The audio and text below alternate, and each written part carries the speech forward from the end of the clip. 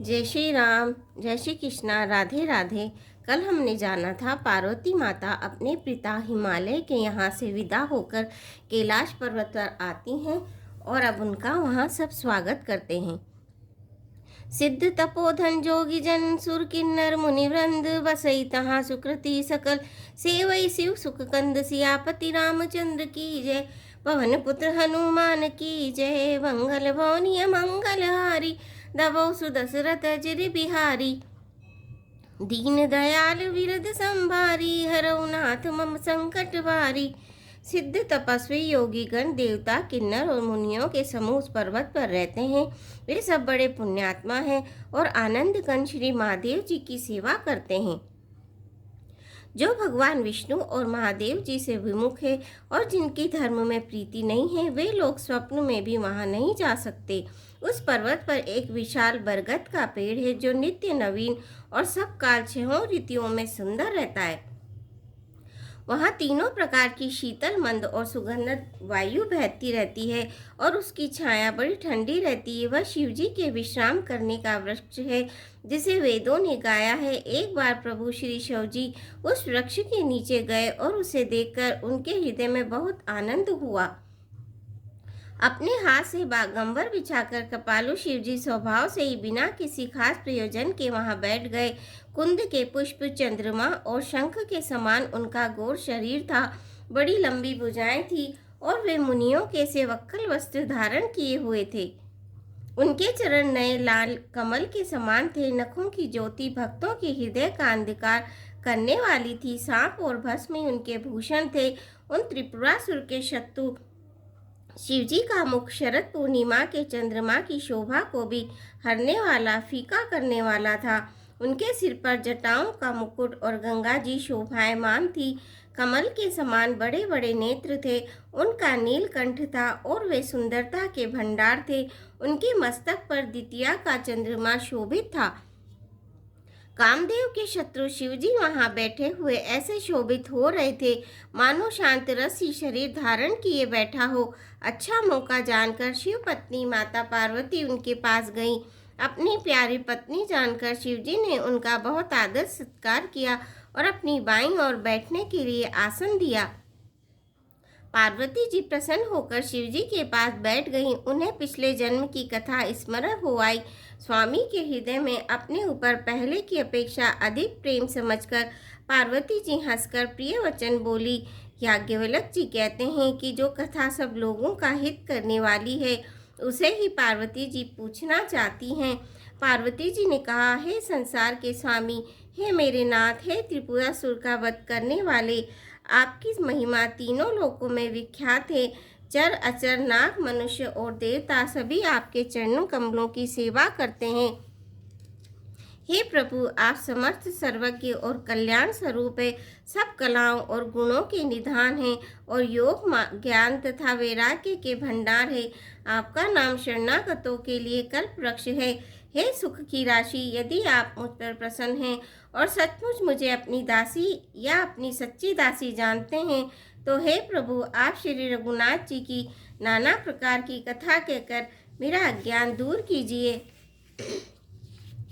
जिसका घर कल्प वृक्ष के नीचे हो वह भला दरिद्रता से उत्पन्न दुख को क्यों सहेगा। हे शशिभूषण, हे नाथ, हृदय में ऐसा विचार कर मेरी बुद्धि के भारी भ्रम को दूर कीजिए। हे प्रभु, जो परमार्थ तत्व ब्रह्म के ज्ञाता और वक्ता मुनि है वे श्री रामचंद्र जी को अनादि ब्रह्म कहते हैं और शेष सरस्वती, वेद और ज्ञान पुराण सभी श्री रघुनाथ जी का गुण गाते हैं। और हे कामदेव के शत्रु, आप भी दिन रात आदर पूर्वक राम राम जपा करते हैं।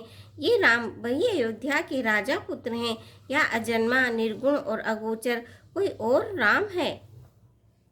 यदि वे राजपुत्र हैं तो ब्रह्म कैसे, और यदि ब्रह्म है तो स्त्री के विरह में उनकी मति बावली क्यों हो गई? इधर उनके ऐसे चरित्र को देखकर उधर उनकी महिमा सुनकर मेरी बुद्धि अत्यंत चकरा रही है। यदि इच्छा रहित व्यापक समर्थ ब्रह्म कोई और है तो हे नाथ, मुझे उसे समझाकर कहिए। मुझे नादान समझकर मन में क्रोध न लाइए। जिस तरह मेरा मोह दूर हो वही कीजिए। मैंने पिछले जन्म में वन में श्री रामचंद्र जी की प्रभुता देखी थी, परंतु अत्यंत भयभीत होने के कारण मैंने वह बात आपको सुनाई नहीं। तो भी मेरे मलिन मन को बोध न हुआ, उसका फल भी मैंने अच्छी तरह पा लिया। अब भी मेरे मन में कुछ संदेह है, आप कृपा कीजिए, मैं हाथ जोड़कर विनती करती हूँ। हे प्रभु, आपने उस समय मुझे बहुत तरह से समझाया था, फिर भी मेरा संदेह नहीं गया। हे नाथ, ये सोचकर मुझ पर क्रोध न कीजिए, मुझे अब पहले जैसा मोह नहीं है। अब तो मेरे मन में राम कथा सुनने की रुचि है। हे शेषनाग को अलंकार रूप में धारण करने वाले देवताओं के नाथ, आप श्री रामचंद्र जी के गुणों की पवित्र कथा कहिए। मैं पृथ्वी पर सिर टेक कर आपके चरणों की वंदना करती हूँ और हाथ जोड़कर विनती करती हूँ। आप वेदों के सिद्धांत को निचोड़कर श्री रघुनाथ जी का निर्मल यश वर्णन कीजिए। यद्यपि स्त्री होने के कारण मैं उसे सुनने की अधिकारिणी नहीं हूँ, तथापि मैंने मन, वचन और कर्म से आपकी दासी हूँ। संत लोग जहाँ आर्त अधिकारी पाते हैं, वहाँ गुण तत्व भी उससे नहीं छिपाते। हे देवताओं के स्वामी, मैं बहुत ही आतर भाव दीनता से पूछती हूँ, आप मुझ पर दया करके श्री रघुनाथ जी की कथा कहिए।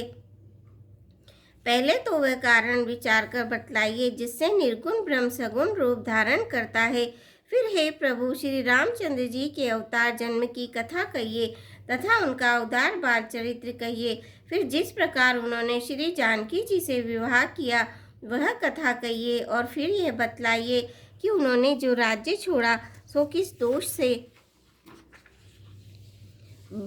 हे नाथ, फिर उन्होंने वन में रहकर जो अपार चरित्र किए तथा जिस तरह रावण को मारा वह कहिए। हे सुख स्वरूप शंकर, फिर आप उन सारी लीलाओं को कहिए जो उन्होंने राज्य सिंहासन पर बैठकर की थी। बहुरिकऊ करुणायतन कीन जो अचरज राम, प्रजा सहित रघुवंश मणि की मिगऊ ने निज धाम। सियापति रामचंद्र की जय, पवन पुत्र हनुमान की जय। मंगल भवनीय मंगलहारी, दबो सुदशरथ अजर बिहारी। दीन दयाल विरद संभारी, हरौ नाथ मम संकट भारी। श्रोताओं, आज के लिए बस इतना ही। आपसे आशा है आप मेरे चैनल को सब्सक्राइब करेंगे, वीडियो को लाइक करेंगे और शेयर करेंगे। धन्यवाद।